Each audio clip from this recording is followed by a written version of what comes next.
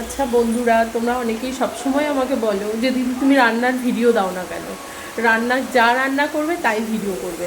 তাই তোমাদেরই জন্য আজকে আমি সিম্পলি শোল মাছের ঝোল কীভাবে রান্না করছি তোমাদের সিম্পল একদম দেখিয়ে দিচ্ছি। তোমরা দেখে নাও একদম সিম্পলভাবে কীভাবে করি আমি তোমাদের দেখাই। চাই মাছগুলো ভেজেছি আর বড়িগুলো ভেজে নিয়েছি। এবার এর মধ্যে একটু আলু এরকমভাবে কেটেছি। তার সঙ্গে কিন্তু এই যে এগুলো হচ্ছে কলার পরিমাণটা খুবই কম দিয়েছি। কলা খুব একটা বেশি দিইনি, কলার দেওয়ার ইচ্ছা ছিল না, তবু বাড়িতে একটু কাঁচকলা ছিল বলে একটু এর মধ্যে দিয়ে দিলাম। এইভাবে তুমি আলুগুলোকে লাল লাল করে ভেজে নিলে। এর মধ্যে দিয়েছি একটু এই যে এটাকে জিরে, আর তার মধ্যে দিয়েছি হচ্ছে তেজপাতা। এই দিয়ে সিম্পলি আমি আলুটাকে আলুটার মধ্যে কিন্তু আমি নুন হলুদ পরিমাণ মতো দিয়ে নিয়েছি।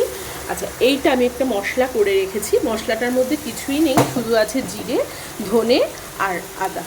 এই হচ্ছে আমার মশলা, এটা আমি দিয়ে দিলাম। আলুটা মোটামুটি ভাজা হয়ে গেছে। আলুটার মধ্যে আমি জিরে, ধনে আর আদাটা আর একটু কাঁচা লঙ্কা দিয়েছিলাম। আলুটার মধ্যে দিয়ে আমি এবার একটু কষিয়ে নেব।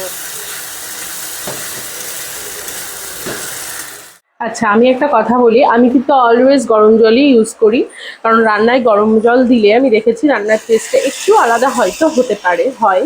আচ্ছা, আমি এর মধ্যে কষানোটা কিন্তু আমি তোমাদের এটা টিপসটা বলতে পারি যে কষানোটা কিন্তু একটু টাইম ধরে তোমরা করবে। যে যত ভালো কষাবে তার রান্না তত টেস্ট হবে।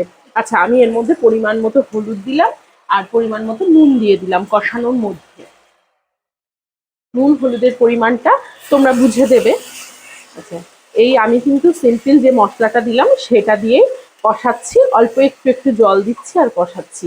কারণ আমার মনে হয় কষানোটা যার যত ভালো হয় রান্নাটা, সে যে কোনো রান্না, সাধারণ মাছের ঝোল হোক বা যে কোনো নিরামিষ আইটেম হোক, কষানোর উপরে রান্না নির্ভর করে। কষানোটা যত ভালো হবে রান্না তত ভালো হয়। আচ্ছা, এইভাবে আমি অল্প অল্প করে একটু একটু জল দিচ্ছি আর মশলাটা কষাচ্ছি। আর মশলা ধোয়া জলটাই আমি ওর মধ্যে দিচ্ছি অল্প অল্প করে। যতক্ষণ না আমার মনে হবে তেলটা ছেড়ে এসেছে বা কষানো হয়ে এসছে, আমি ততক্ষণ কিন্তু এটাকে কষাবো। আচ্ছা, দেখো আমার কিন্তু কষানোটা প্রায় হয়ে এসেছে। এই যে তলায় একটু একটু মশলাও লেগে যাচ্ছে। এবার আমি গরম জলটা এর মধ্যে দিয়ে দেবো।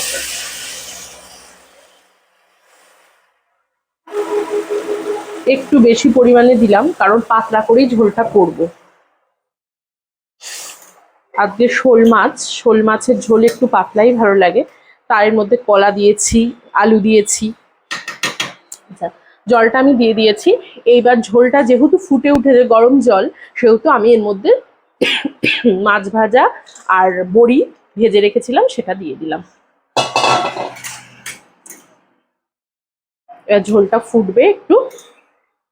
আচ্ছা, তার মধ্যে আমি একটু কাঁচা লঙ্কা, যেহেতু আমি দিয়েছি সেহেতু একটু কাঁচা লঙ্কা চেরা আর দু একটা দিয়ে দিলাম এর মধ্যে।